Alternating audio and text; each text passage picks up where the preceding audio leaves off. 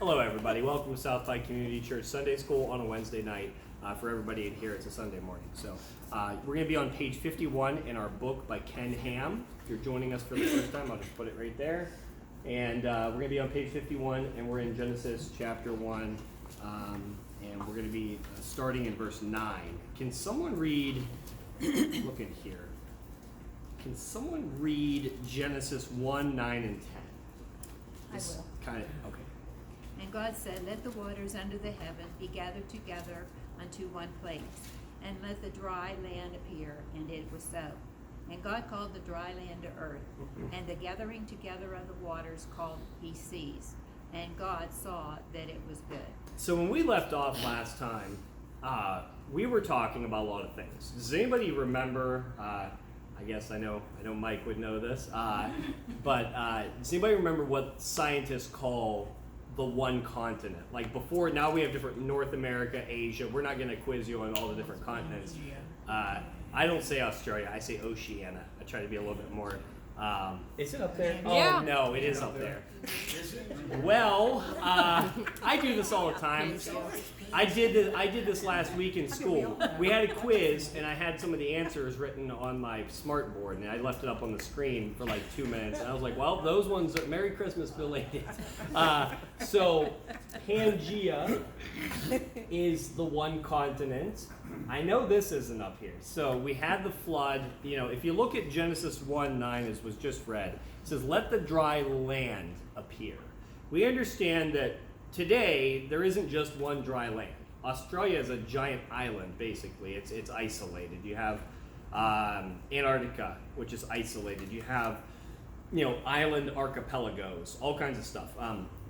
There's another geographic term for you there. And so we understand that today's world, the way we look at it, couldn't be characterized the way that Genesis 1:9 says. It says that let the waters under the heavens be gathered together into one place, and let the dry land appear, and it was so. And God called the dry land earth, and so it's singular form. So we understand that, does the Bible sometimes, agree with what secular scientists say? Sure. Does it disagree? Absolutely. We would say it disagrees with the Big Bang Theory, with macroevolution, those types of things. But in this case, I would say it agrees pretty well with what the secular world would call Pangea. Now, the only area it disagrees is, and I said this, I think, in one of my Wednesday night videos, is the time scale. The time scale would be different because, and just to kind of simplify this, if you look at our continents today, North America, South America, Asia, they are moving distances apart from each other very slowly. And so what secular scientists will do is they'll look at that rate of speed, basically, that the continents are moving, and they'll try to rewind the clock back to Pangea. Like, how long would it take if you were to rewind it? And you get to, and this is kind of embarrassing, I don't remember the exact number. I want to say 750 million or more years ago. Probably more than that, actually, come to think of it. Maybe closer to 1 billion. Would be Pangea. That would be when they say it's all together. But the thing is, what are they not factoring in? They're not factoring in the flood.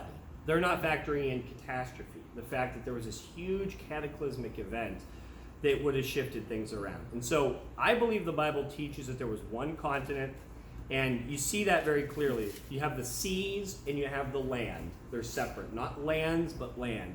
Now, notice one thing interesting. The seas are plural, but the land is singular. So, does this mean that the Bible's wrong? How could you have a land but multiple seas?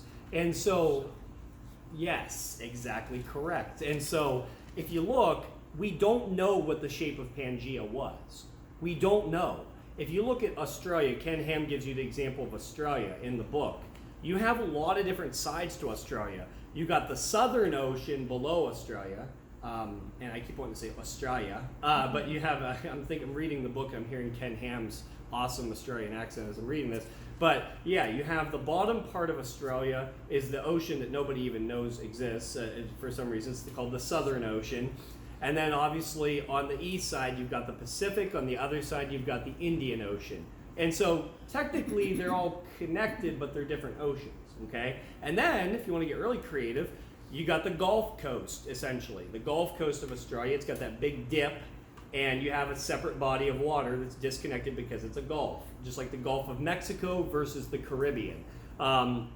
They're connected, but they're two different bodies of water. And then obviously you have the Caribbean connected to the Atlantic. So people kind of get hung up on the word seas, that there's multiple seas, but Mike is exactly correct here. It could be talking about the different sides. We don't know what the shape of Pangea was. There could have been gulfs and other things. We don't know that. I mean, only God really knows that, and those, obviously, like Adam and Eve and those who were there and were able to explore it, we can't, I'm sure we'll have those answers someday, and I'm going to be the nerd that goes up and asks God, like, oh, what was the geographic landforms like on Pangea? Because I'd really like to know. It's like, don't you want to know other important questions, like more important theological stuff? And I'd be like, no, I want to know the science stuff. So that gives you an idea. I hope the Australia example makes sense. I hope that kind of makes sense. Yeah, that was the example that he gave, and I thought was actually a really good one. So he brings up a bunch of interesting points. I'm gonna leave some of this to you guys to read as homework. There is one point I do want to mention of his. He takes several rabbit trails that are interesting, that you can actually use to defend your faith. I just feel like if we go down those trails, we're going to get off the main point of the topic a little too far. But I do want to give you some food for thought. The only thing I do want to talk about is if you go to Genesis 7:19, I want to talk about the idea of were there high mountains before the flood? 7:19. So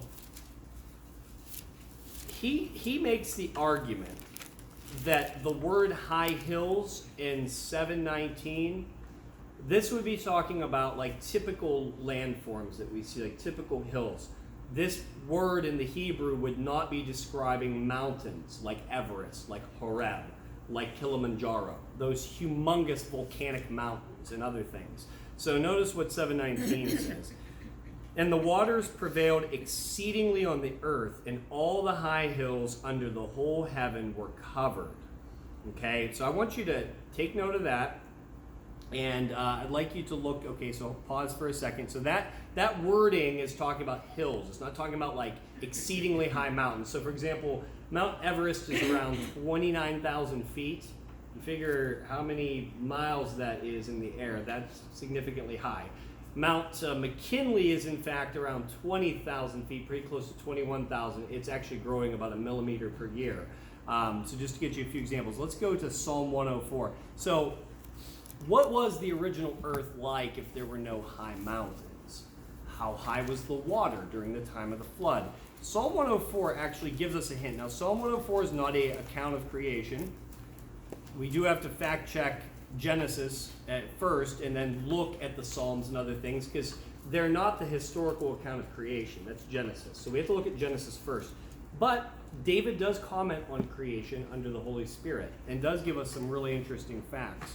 So notice what, there's some key words here I want you to catch and see if you catch it. Can someone read Psalm 104, 5 through 9? It's an interesting passage by David here. You who laid the foundations of the earth so that it should not be moved forever, you covered it with the deep as with a garment. The waters stood above the mountains. At your rebuke they fled. At the voice of your thunder they hastened away. They went up over the mountains. They went down into the valleys to the place where you founded for them. You have set a boundary that they may not pass over, that they may not return to cover the earth.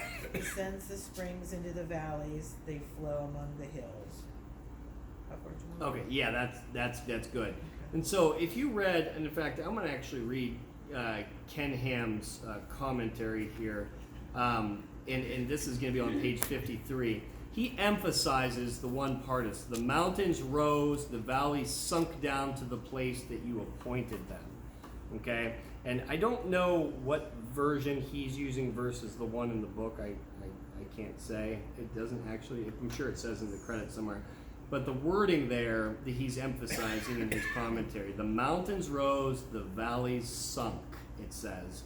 I would imagine this is the NIV or something that he's, or maybe NASB. ESV, that's what it says in ESV. It says ESV in the book? Oh, okay. No, that's what ESV Oh, that's what your ESV says. Oh, okay. Okay, well, that makes sense. That's a pretty common version, too. He says, in these verses, David seems to be saying that after the water covered the entire earth, God raised up the mountains and then sunk the ocean floor so that the water could run off the earth. This would also explain why there are marine fossils on the tops of mountains like the Himalayas. That's true. You do find these marine fossils and things at the top of Everest and other things like that, which from a secular perspective are kind of difficult to explain. It says the creatures were buried during the flood. This is in the middle of the page. And then the sediments were raised up as the mountains formed at the end of the flood. And so I think that's an interesting theory based on Psalm 104, 5 through 9, that the mountains didn't exist, as it says in Genesis 7:19, the high hills, but then they came to exist at the end of the flood. Because if you ever wondered, how does this like water disappear after the flood? Like what happens to it? I always wondered that actually, like growing up, like was it precipitation? Did God just like make it disappear like a magic trick? Like what exactly happened to this water? And what Ken Ham describes in the book, if you go back to 52, there's something under the high mountains. Now listen to this for a second. Now I'll actually talk about this just for a second with these diagrams. It's going to be after Genesis 7:19. It's like in the middle of the page, in the middle of that section, high mountains on page 52. It says, now there's not enough water in the oceans to cover all the mountains that exist today. So that means the flood, if you look at the water we have, all the water in the clouds, all that stuff, it's not enough to cover Everest and Kilimanjaro and go down into the really deep valleys and all the deep valleys of the oceans. Now catch this. But scientists have calculated that if all the land surface and the ocean basins that exist today were leveled out, so that there were no hills, valleys, or deep ocean trenches like the Mariana Trench, the water in the oceans would cover the entire Earth to a depth of almost 2 miles. So if the oceans were not as deep as they are now and the mountains not as high, there would have been enough water to cover the entire Earth, just as it says in Genesis.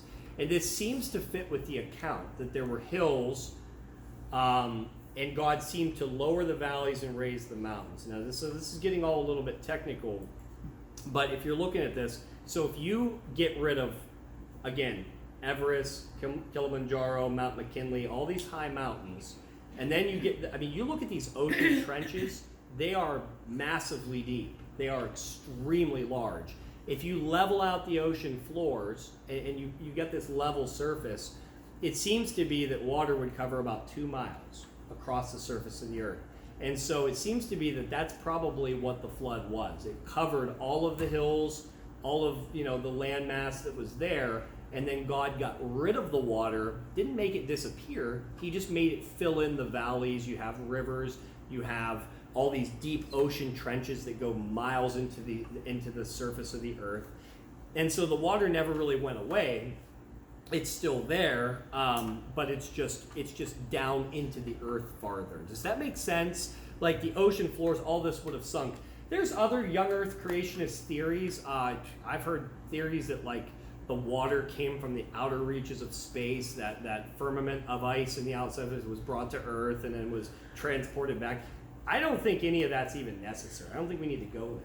I think what Ken Ham's proposing, oftentimes the simplest explanation is the explanation that's correct. That's actually a principle that's called Occam's razor. Normally, if there's like a variety of explanations, it's oftentimes the most simple thing that makes the most sense. And so, I hope that wasn't too much. So yeah, if you look at this now, so we're going to kind of move away from the earth here and get into the plants. I want to just give you some homework. If you look at page 54 and 55, we're not going to talk about these things because I think they get a little bit off topic. But if you're interested in apologetics and defending the faith, Ken Ham gives a really good argument on the salt content in the oceans on page 54 and 55. He explains why, if you look at it from a secular perspective, the salt levels are incorrect. If you rewind the clocks and the amount of salt that's being added into the oceans and stuff, it's a good argument for a young Earth. It's a case we don't necessarily want to get to now, just because it's going to be again a little bit off topic. Yes. Yeah, if you were handling verse 20 of your text, it talks about mountains. Yeah. After it says high hills, it says above, and the mountains were covered. In the Hebrew, according to Dr. Henry Morris, the word high hills and mountains are the same in Hebrew. Just wanted to let you know. Yeah. According to Dr. Henry Morris of the Institute. Now, I don't know what theory he takes on it. If he's agreeing with Ken Ham. I think he differs a little bit. Yeah. But, Oh, yeah, no, he definitely disagrees on some things, for sure. Right. But no, So, I mean, no, again, no. Henry Morris is very well respected. There's other theories Well, on. I just think that this makes the most sense. Yes, and his main motivation is to, in his defense of the water covering and the retention of water and the draining, all goes back to he's really heavily trying to defend against the notion of a local flood. He Right. goes to great depths to, no pun intended, great depths to extinguish the thought of a local flood. Right, and we'll get to that probably a little bit later when Yeah. we get to the flood. If you Right. go to, okay, so this is another question he answers. We're going to look at this really briefly. Proverbs 8:27. If you could go there, because there is. I don't think this church has an issue with this, so we're not going to get into this in any depth at all. But there are Christian groups who are adamant that the earth is flat. We know that that's not the case because of photos taken from the International Space Station, but also we understand this because the Bible teaches that the earth is round. Okay, so the Bible does not teach the earth is flat. You'll see things, they'll try to make arguments about, looking at the perspective of the horizon and stuff. You have to understand, when it says that, if you turn to Proverbs 8:27, when it says those things, it's talking about from the observer's perspective. When it says the four corners of the earth, Ken Ham gets into an explanation on that. Like if you cut an apple into four pieces, it's going to have like four corners. That's the Hebrew wording there. It's not talking about like literally four corners like a square of the earth. That's not the wording. And some of the wording that's used is like from the Psalms. It's symbolic, laying the foundations of the earth. Those types of things. You just can't use that as an argument to try to say that the earth is flat. And I don't think we have an issue with that at South By. If we did, we'd maybe do a whole study on this. But Proverbs 8:27, can someone read that? When he prepared the heavens, I was there. When he set a compass upon the face of the deep. Want me to go on? Yeah, no, that's good. The word compass or circle basically means a sphere. It's describing the idea that the earth is round. It's a spherical shape. Again, you can't really get past that wording in the Hebrew. That's how a Jewish person reading Proverbs would understand this. And Isaiah, I'll just read it real quick. We're not going to turn there, but Isaiah 40:22 has the same wording. It is he who sits above the circle of the earth, and its inhabitants are like grasshoppers. So the Bible does teach. Now, if you want to read it out of context, if you want to try to say like, from the observer's perspective and stuff, like, oh, the earth could be flat. That's from the observer's perspective. From my perspective, I look around, everything looks flat. I don't see the earth being round because all I see is flat ground. But I'm not in space. I don't have a big perspective. So you can't really use that as an argument when someone's writing in first person. Okay, so we're going to skip ahead. And in fact, let's go back to Genesis. We're going to be on page 59. He gets a little bit into some more rabbit trails with the plants. I don't really want to go there about like the tree ancestors and how Jesus was nailed to the cross by one of the ancestors of the original trees and stuff. That's all interesting, but again, that will take us a little bit off the point of where we want to kind of keep here. Okay, I'm going to read Genesis 1:11, and I want to make an interesting point here, 1:11 and 12. And just some thoughts. I'll give you something to read for next week too. Genesis 1:11 says, Then God said, Let the earth bring forth grass, the herb that yields seed, and the fruit tree that yields fruit according to its kind, whose seed is on it in itself on the earth. And it was so. And the earth brought forth grass, the herb that yields seed according to its kind, and the tree that yields fruit, whose seed is in itself according to its kind. And God saw that it was good. So when it says the seed is in itself, What this basically means is that God created plants, and you might be saying, well, there was no death before sin. That's of the soulish creatures. There was no animal death and there was no human death. Plants don't have souls in the sense that animals and people do. And so the plants were created to be a self-replicating food source and source of nourishment for people, for animals. And so when they die, they don't die in the sense that people do. And so we have to understand that. But secondly, when it says whose seed is in itself, this is one of the most remarkable things. It was created after its kind. We understand that God created all sorts of plants, but in those seeds, God put a ton of information. And I want to break down some examples of this next week. I want to give you one just real fast to think about. We know that people discovered how to grow corn or maize around 5,000, well, actually that's according to the secular model, 2,500, 3,000 maybe BC in the Americas. And what they discovered was some women were walking along with bags most likely and dropped some seeds, and they came back and they saw the plants grew out of the ground, and they eventually figured out how to grow crops and how to do agriculture. Well, what we know now is that what Genesis says is 100% true. This, according to their kind and seed in itself, God created these seeds to have all kinds of variety in them. There are all kinds of varieties of plants that you can create out of one seed by essentially growing them. And Native Americans figured this out. What they think is that corn was not the original plant that Native Americans planted. There was a plant, it was called, they would refer to it like a little bean, it's teosinte.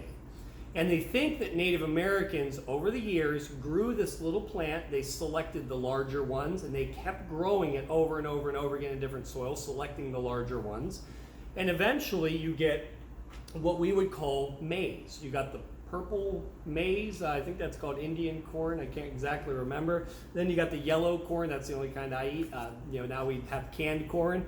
But it's amazing that all the information God created was in here already. It's not like the Native Americans created something new, but what they did is they harnessed the information that God created and they manipulated it so that they could make something that would nourish their society. And that's why God put that stuff in there, so that as populations grew, they could it's just like we've bred dogs. And to meet the needs, you got kings having Yorkshire Terriers in their castles hunting down mice. You got different dogs serving as rescue dogs, and they're bred for that purpose. God knew what all those variations could be, and that's why he gave them to us.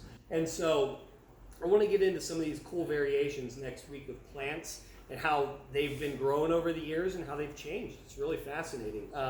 So I would encourage you to read 59 to the rest of the chapter. In fact, that would be 59 to 64.